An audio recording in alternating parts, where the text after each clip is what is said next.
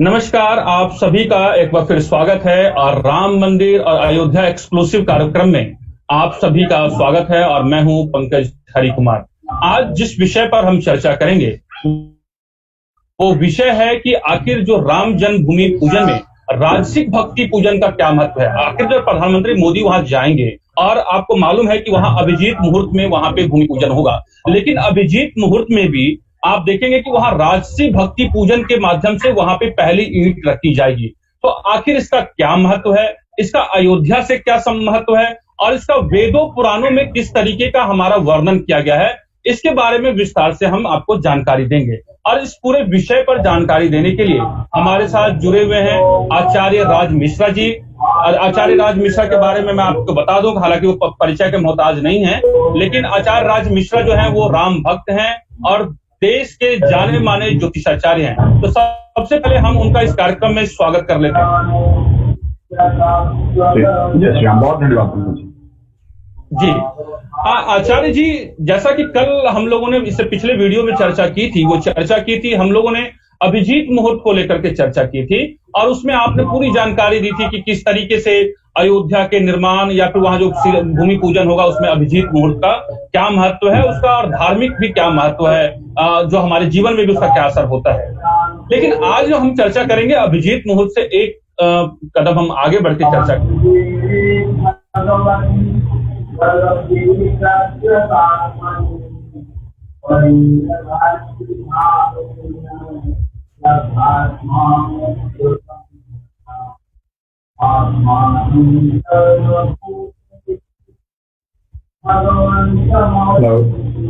जी, आपकी आवाज बीच में कट गई। आई थिंक मैं समझ नहीं पाया, बीच में कुछ वीडियो में प्रॉब्लम हुई थी। जी वही जो हमारा विषय आज का ये है कि जो राम मंदिर का जो पहली ईंट रखी जाएगी वो अभिजीत मुहूर्त में रखी जाएगी, लेकिन ऐसी जानकारी आ रही है कि अभिजीत मुहूर्त में भी राजसिक भक्ति जो पूजन है, जो पूजन के अलग अलग विधि होते हैं, उसमें राजसिक भक्ति पूजन के माध्यम से वो ईंट रखी जाएगी। प्रधानमंत्री वहां पे जो है वो शिलान्यास करेंगे। क्या महत्व है अयोध्या के संदर्भ में, श्री राम जन्मभूमि के संदर्भ में, और एक तरीके से सनातन प्रकृति में इसका क्या महत्व है? अगर वास्तविकता में देखा जाए तो मैंने कल आपको 3 भक्ति, राजसिक भक्ति, सात्विक भक्ति और तामसिक भक्ति, तीनों का वर्णन किया था। श्री रामचरितमानस के अंतर्गत गोस्वामी तुलसीदास जी ने बहुत स्पष्ट कहा है कि परहित सरित धर्म नहीं भाई और पर पीड़ासम नहीं कमाई। शास्त्र कहता है कि भक्ति क्या है। जिस धर्म आज आप देखेंगे उठाकर के, तो धर्म को लेकर के अलग अलग व्याख्या है। आज किसी को मारने को भी लेकर के एक ऐसा धर्म है जो दूसरे को मार करके अपने आप को धार्मिक मानता है। एक ऐसा धर्म है जो किसी को प्रताड़ना दे करके, किसी को परेशान करके, किसी पर बम विस्फोट करके और इस प्रकार की कृत्य को करके ये सोचता है कि मुझे जन्नत प्राप्त होगी, मुझे परमात्मा प्राप्त होगा, जो मेरा धर्म है वो सर्वश्रेष्ठ है। ये धर्म नहीं है। श्री रामचरितमानस में धर्म की जो व्याख्या है वो बहुत क्लियरिटी से बताया है गोस्वामी तुलसीदास जी ने कि परहित सरित धर्म नहीं भाई। जिस धर्म में दूसरे का हित हो वो वास्तविकता में धर्म है, और पर पीड़ासन नहीं अधमाई। किसी को यदि हम पीड़ा दे धार्मिक कृत्यों के माध्यम से, तो इसका मतलब कि हमसे अधम उसका और कोई नहीं हो सकता, वो एक धार्मिक नहीं हो सकता है। जी। मैंने कल तीनों भक्तियों के बारे में चर्चा की थी, राजसिक भक्ति के बारे में चर्चा की थी, सात्विक भक्ति के बारे में चर्चा की थी, और तामसिक भक्ति को लेकर के हम लोगों ने नहीं फोकस किया था कि तामसिक भक्ति हम लोग इतनी ज्यादा न करते हैं और न उसको हम लोग बेहतर मानते हैं।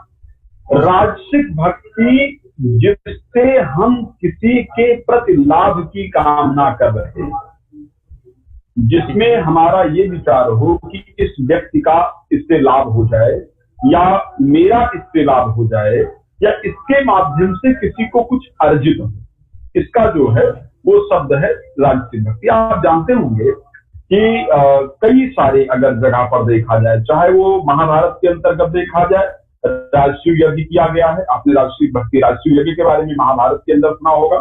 इवन अगर श्री रामचरितमानस के अंतर्गत भी उठा करके देखा जाए, तो जब सभी लोग लंका पर विजय प्राप्त करने के बाद वापस आए थे, तो सभी के अंदर एक अभिमान उत्पन्न हो गया था। सभी के अंदर, एक हनुमान जी को छोड़ करके इवन अगर महाराज लक्ष्मण के अंदर देखा जाए तो भी उनके अंदर एक अभिमान उत्पन्न हुआ था कि मैंने मेघनाद को मारा है, मुझसे पराक्रमी कोई नहीं हो सकता है। या अगर हम सुग्रीव को उठा करके देखा जाए, जितने भी लोग थे, अंगद इत्यादि थे, सबके अंदर एक प्रकार का अभिमान था। इवन भरत जी के अंदर, उन्होंने हनुमान जी को पर्वत ले जाते हुए नीचे गिरा लिया था, तो उनके अंदर भी एक अहंकार उत्पन्न हुआ कि मुझसे ताकतवर, मुझसे बली कोई नहीं हो सकता है। राम जी ने वहां राजसूय यज्ञ जो है, जिसमें आप जानते हैं घोड़ा छोड़ा जाता है, जी हाँ, अश्वमेध यज्ञ, वो राजसूय यज्ञ भी, अश्वमेध यज्ञ को राजसूय यज्ञ से भी जोड़ा जाता है, जिसमें क्योंकि उस यज्ञ के माध्यम से, अश्वमेध से आप क्या कहना चाहते हैं? अश्वमेध तो इसलिए होता है क्योंकि आप उसमें अश्व छोड़ते हैं। अश्वमेध यज्ञ राजसूय यज्ञ है। राजसूय यज्ञ क्यों है? क्योंकि आप अपनी ताकत को दुनिया को दिखाते हैं कि देखो मैं सबसे ज्यादा ताकतवर हूं, अगर आपने मेरा घोड़ा पकड़ा तो मैं आपको नहीं, मतलब आप सबको नतमस्तक होना पड़ेगा मेरे सामने। तो जिसमें किसी को झुकाने की कामना हो, जिसमें कुछ प्राप्ति की कामना हो, जिसमें किसी को नतमस्तक करने की कामना हो, वो यदि कहां पर आता है? वो एक प्रकार का राजसी, क्योंकि उसमें आपका कोई ना कोई हित छुपा हुआ है। तो राम जी ने भी इस कार्य को किया। जब राम जी को लगा कि जो मेरी पूरी सेना है वो कहीं ना कहीं एक अहंकार के अंदर आ गई है, और अगर अहंकार मेरे, भगवान ने कभी इस चीज को ध्यान रखिएगा, परमात्मा कभी भी अपने भक्त के अंदर अहंकार नहीं उत्पन्न होने देता है। हम लोग आज चर्चा कर रहे हैं, मुझे लगता है बहुत सारे लोग इस कार्यक्रम को देखेंगे, और कई बार अच्छे लोगों के जीवन में बहुत सारा संघर्ष आता है, और लोग कहते भी हैं कि हम इतना धर्म करते, इतना कर्म करते, इतनी पूजा करते हैं, इतना परमात्मा का ध्यान करते हैं, लेकिन फिर भी मेरी लाइफ में बहुत संघर्ष है। मैंने कभी किसी का बुरा नहीं किया, हर व्यक्ति के लिए अच्छा किया, लेकिन फिर भी मेरे जीवन में जो है वो संघर्ष की प्राप्ति होती है। श्री रामचरितमानस में आप लोगों को याद होगा, महामुनि नारद जो है वो एक बार मैरिज करना चाहते थे। उन्होंने बहुत पूजन किया, बहुत दिन तक यज्ञ किया, तपस्या की। बहुत तपस्या करने के बाद उनके अंदर अहंकार उत्पन्न हो गया। वो क्या था? वो राजसिक भक्ति। वो जो तपस्या थी, बहुत दिन तक ध्यान दिया, बहुत दिन तक पूजन किया, लेकिन वो पूजन राजसिक था। तो जब महामुनि नारद ने ये सब कर लिया तो उनके अंदर एक अहंकार उत्पन्न हुआ, और अहंकार उत्पन्न होने के बाद उन्होंने कहा कि देखो, कामदेव भी आकर मुझे हटाना चाहते थे। आप लोगों को पता होगा, इंद्र ने मेनका को भेजा नारद जी को उठाने के लिए, नारद जी नहीं उठे।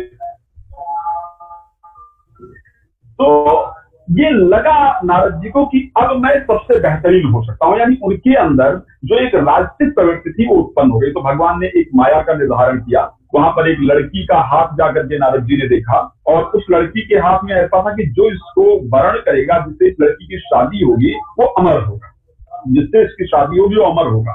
यहाँ पर ज्योतिषियों के लिए भी बहुत कुछ सीखने वाला विषय है।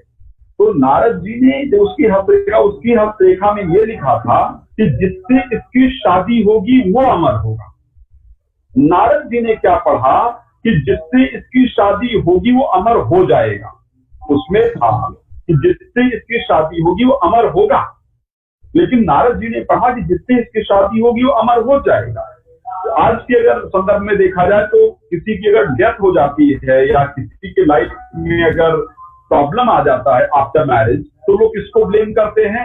लड़का मांगलिक था इसलिए लड़की की डेथ हो गई, या लड़की मांगलिक थी इसलिए लड़के का डेथ हो गया, या ये मांगलिक था इसके अंदर प्रॉब्लम थी, जब से ये मेरे घर में आई है तब से मेरे घर में प्रॉब्लम स्टार्ट हो गई, जब से मेरी मैरिज हुई है तब से मेरा जीवन।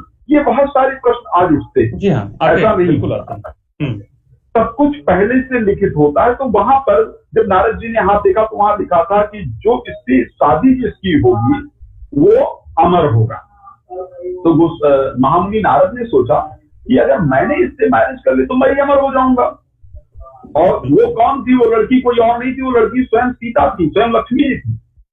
अच्छा। ये राम जी के बहुत बड़े कथा से जुड़ा हुआ जो मैं प्रसंग आपको बता रहा हूँ, श्री रामचरितमानस का बहुत बड़ा प्रसंग है। तो उन्होंने कहा कि क्यों ना मैं इससे शादी कर लूं। वहां से गए वो भगवान शिव के पास, जाकर के उन्होंने कहा कि मेरा इससे शादी करने का मन है। भगवान शिव ने कहा देखो ऐसा है कि ये ठीक बात नहीं है, आपके अंदर अहंकार पैदा हो रहा है। भगवान विष्णु के पास तो जाते हैं तो भगवान विष्णु से कहते हैं कि आपन रूप देव प्रभु मोही और आन सरित नहीं पाऊं तुम, मुझे अपना स्वरूप दे दीजिए। मैं आप जैसा दूसरा तो कोई है नहीं, आप बहुत सुंदर हैं, और अगर मैं आपका स्वरूप लेकर जाऊंगा तो वहां स्वयंवर हो रहा है उस लड़की का जिसका मैं हाथ देकर आया हूं, तो मेरी शादी उससे हो जाएगी। अब भगवान विष्णु कहते हैं यार मेरे भगत के अंदर अगर अहंकार आ गया तो ये तो बहुत गलत है। उससे पहले वो विष्णु जी के पास जाके अपने जो गुणगान है उसका बखान कर चुके थे। तो भगवान विष्णु ने क्या किया कि नारद मुनि को, क्योंकि अगर नारद मुनि ये चाहते कि वो अगर शादी करते तो एक संत की भलाई इसमें बिल्कुल नहीं थी। तो जब उन्होंने कहा कि आपन रूप देहु प्रभु मोही आन सरिस नहीं पावहु तो ही, तो भगवान विष्णु ने कहा मैंने सुना नहीं आपने क्या कहा। तो नारद जी ने अपने शब्द को पलटा और कहा जहिबिद हो ही नाथ हित मोरा, हे प्रभु जिस प्रकार मेरा हित हो सके, जिसमें मेरा लाभ हो, आप ऐसा कीजिए, करिए सुबेग दास मैं तो, मैं आपका दास हूं। तो भगवान ने कहा अब आपने अच्छा किया है, आपने कहा जिसमें मेरा हित हो तो मैं आपके लिए वो काम करूंगा जिसमें आपका हित हो। भगवान विष्णु ने उनको जो स्वरूप है वो बंदर की आकृति दे दी महामुनि नारद। और जब वहां पर स्वयंवर में गए तो लड़की ने उनकी तरफ देखा भी नहीं और भगवान विष्णु आए क्योंकि वो स्वयं लक्ष्मी थी, उनके गले में जयमाला डाला और वो लेकर के चले गए। महामुनि नारद को बहुत क्रोध पैदा हुआ। महामुनि नारद रास्ते में पहुंचे और जाकर के भगवान विष्णु को उनके साथ देखा, श्राप दे दिया कि जाओ जिस प्रकार आज मैं स्त्री के वियोग में दुखी हो रहा हूं उसी प्रकार आपको स्त्री के वियोग में दुखी होना पड़ेगा और बंदर भालू ही आपकी सहायता करेंगे। तो रामावतार में भगवान राम जो है वो सीता जी के हरण में दुखी हुए और हनुमान जी ने उनकी सहायता की। तो इसी प्रकार राजसूय यज्ञ जब किया गया तो लंका पर जीत के बाद जो अहंकार था सबके अंदर, भगवान राम को अहंकार को तोड़ना था तो अश्वमेध यज्ञ का आयोजन किया और घोड़े को छोड़ा। और आपको पता होगा कि उस अश्वमेध यज्ञ के अंदर जो भगवान राम के दोनों सुपुत्र हैं लव और कुश, उन्होंने सबको परास्त कर दिया।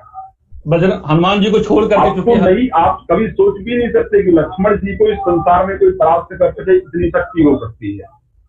लेकिन तो उसी प्रकार राजसिक जो यज्ञ है, जो राजसिक भक्ति है, उसका तात्पर्य जहां पर आपको किसी प्रकार की कामना हो। शास्त्र कहता है सपने उस साधक मोक्ष लगी। तो अयोध्या में जो राजसिक, जैसे कि कल हम लोगों ने बात किया था कि जो सात्विक, राजसिक और तामसिक, राजसिक भक्ति के साथ वहां पर ऐसा नहीं है कि अयोध्या में सिर्फ राजसिक भक्ति का प्रयोग किया जाएगा। इस चीज को आप लोग ध्यान रखिएगा। अयोध्या में पहले दिन जो पूजन होना है 3 तारीख को, वो भगवान गणेश, हेलो जी हाँ 3 अगस्त को जी पा रहे हैं? हाँ बिल्कुल आवाज आ रही है आपकी, जी बोले आप। तो आपकी आवाज शायद ब्रेक हो रही है। नहीं बिल्कुल ठीक है, आप बोलिए। तो अयोध्या में जो पहले दिन जी, तो जो अयोध्या में पहले दिन जो प्रारंभ होना है 3 तारीख को, वहां पर सबसे पहले गणेश जी की आराधना के साथ, गणेश जी की आराधना क्योंकि विघ्न के हरता हैं और सद्बुद्धि और अच्छी विद्या प्रदान करने वाले हैं, गणेश जी की आराधना के साथ माता लक्ष्मी की जो आराधना है वो की जाएगी। उसके साथ वास्तु पुरुष की जो आराधना है वो आराधना की जाएगी। जो 5 लोकपाल और 10 दिक्पाल है वो 15 खंभे बना करके उनकी षोडशोपचार के माध्यम से पूजा की जाएगी। उसके बाद पहले हम सात्विक भक्ति के साथ आराधना को प्रारंभ करेंगे, यानी जो 3 तारीख होगा उस दिन सात्विक भक्ति, उस दिन चंद्रमा की पूर्णमासी है तो चंद्रमा अपने पूर्ण वेग में होगा, चंद्रमा का जो पूरा प्रभाव है वो धरती के ऊपर होगा। तो उस दिन पूजन करने से मानसिक शांति प्राप्त होती है और मानसिक शांति के साथ साथ परमात्मा में जो आपका लगाव है वो परमात्मा की तरफ बढ़ता है। तो फर्स्ट जो पूजन होने वाला है वो इस प्रकार का होगा ताकि लोग जब यहाँ पर आए तो मानसिक शांति प्राप्त करें, परमात्मा को प्राप्त करें, परमात्मा के साथ जो इनका लगाव है वो बढ़ पाए। दूसरे दिन जो पूजा होगी वो होगी भगवान राम की अर्चना के साथ सूर्य आदि 9 ग्रहों की पूजा। अब आप समझिए पहले इन 3 दिनों का जो चक्र है वहां पूजन का, उस चक्र को फिर हम राजसिक भक्ति जो अंतिम है उस पर आऊंगा मैं। जी बिल्कुल। तो क्या होगा कि जो दूसरे दिन पूजा होगी, पहले दिन जब आप किसी मंदिर के अंदर जाते हैं, कहीं पूजा करने जाते हैं, तो आप पूजा का फल प्राप्ति से पहले आवश्यक होता है कि आप मानसिक शांति प्राप्त करें। पहले दिन हमने मानसिक शांति प्राप्त के लिए पूजा की, हमने लोगों के अंदर श्रद्धा और विश्वास बढ़े भगवान के प्रति, हमने उसको लेकर के पूजन किया, गणपति और लक्ष्मी सरस्वती इत्यादि का। सेकंड डे हमने क्या किया कि अब जब मानसिक शांति प्राप्त हो गई तो अब आस्था बढ़े और प्रार्थना में जो है वो श्रद्धा बढ़े। तो सेकंड डे राम जी की अर्चना के साथ साथ सूर्य आदि नवग्रहों की पूजा होगी। सेकंड डे जो सूर्य आदि नवग्रहों की पूजा होगी उससे जो आपके जीवन के कष्ट है, जो वहां आने वाले लोगों के दुख है, जो कष्ट है, पहले दिन उन्होंने मन परमात्मा में लगाया, सेकंड डे नवग्रहों से प्रार्थना करके उनके अंदर जो उनके दुख है, कष्ट है, कलेश है, उसको दूर करने का प्रयास किया जाएगा। वो वहां नवग्रह प्रसन्न होंगे तो वहां आने वालों पर अपना जो उनका नेगेटिव इंपैक्ट है वो नहीं पड़ने देंगे, जो खराब प्रभाव है वो नहीं पड़ने देंगे। और थर्ड डे यानी तीसरे दिन फिर जाकर के राजसिक पूजन के माध्यम से, जो राजसिक पूजा है, जो हम तीसरे दिन की राजसिक भक्ति की बात कर रहे हैं, उस दिन 15 सेकंड का जो समय, 32 सेकंड का जो समय है वो बड़ा महत्वपूर्ण टाइम है। 12:15 15 सेकंड के बाद का जो 32 सेकंड है वो बड़ा महत्वपूर्ण टाइम है। उस टाइम पर आप जिस मुहूर्त तो होगा ही, लेकिन ये समय बहुत अच्छा होगा। तो उस टाइम पर जाकर के जो पूजन होना है वो रिक्ता इत्यादि जो तिथि इत्यादि हैं उनके पूजन के साथ उस 15 सेकंड के अंतर्गत राजसिक भक्ति के साथ साथ पूजन किया जाएगा। अब तीसरे दिन राजसिक भक्ति का एक्चुअल में महत्व क्या है और पूजन का तरीका क्या है। हमने पहले दिन मानसिक शांति प्राप्त की, पहले दिन हमने सबका अध्ययन किया, दूसरे दिन हमने ग्रहों से प्रार्थना की कि देखो हम यहाँ पर आए हैं, आप हमारे जो भी यहाँ पर भक्त आता है उसके कष्ट का हरण करें, उसके दुख का हरण करें। फिर तीसरे दिन, क्योंकि जब मानसिक शांति प्राप्त हो जाती है, कष्ट दूर हो जाते हैं, तो फिर जीवन में राजसिक चीजों की आवश्यकता होती है। हम लोग ये जानना चाहते हैं आचार्य जी कि खास तौर पे प्रधानमंत्री मोदी के लिए राजसिक भक्ति पूजन के माध्यम से ही जो पूजन है वहां पे जो पहली ईंट रखी जाएगी, जिसके लिए आप कह रहे हैं 32 सेकंड काफी महत्व है, उसका अयोध्या और उसका देश के से कैसे से कनेक्शन है? मैं ये कह रहा हूँ, आवाज आ रही है? आपकी आवाज कट रही है, आपकी आवाज मुझे हाँ अब आ रही है। मेरा ये कहना है कि जिसका जो आज हमारा विषय भी है कि जब प्रधानमंत्री मोदी वहां जाएंगे और जो अभिजीत मुहूर्त में जो पूजन करेंगे, वो पूजन जो है वो आपको राजसिक भक्ति की विधि से पूजन करेंगे। तो उस राजसिक भक्ति के ही माध्यम से पूजन क्यों कराया जाएगा? एक तो मोदी जी के जरिए, दूसरी बात उसका अयोध्या से उसका देश पर क्या प्रभाव पड़ेगा?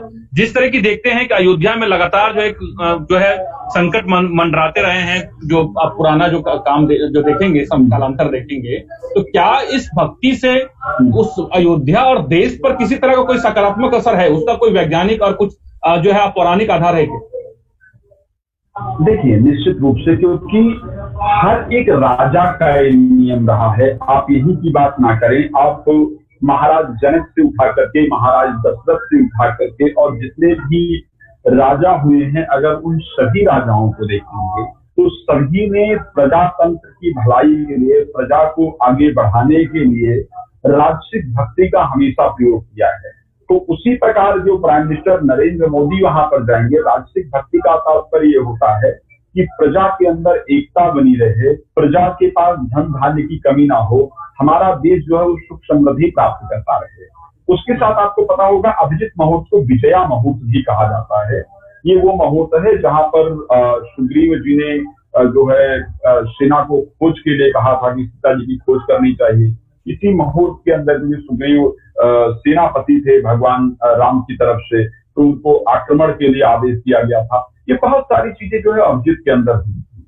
तो इस मुहूर्त का जो वास्तविक तात्पर्य है वो राजसिक भक्ति का जो तात्पर्य मोदी जी करने जा रहे हैं, उससे उस भक्ति उस मुहूर्त के अंदर करने का तात्पर्य है कि प्रजा में एक अच्छा माहौल जाए, प्रजा के पास आर्थिक चीजें बेहतर हो और हमारा भी जो राजनीतिक उद्देश्य है उसमें हम विजय प्राप्त करते हैं।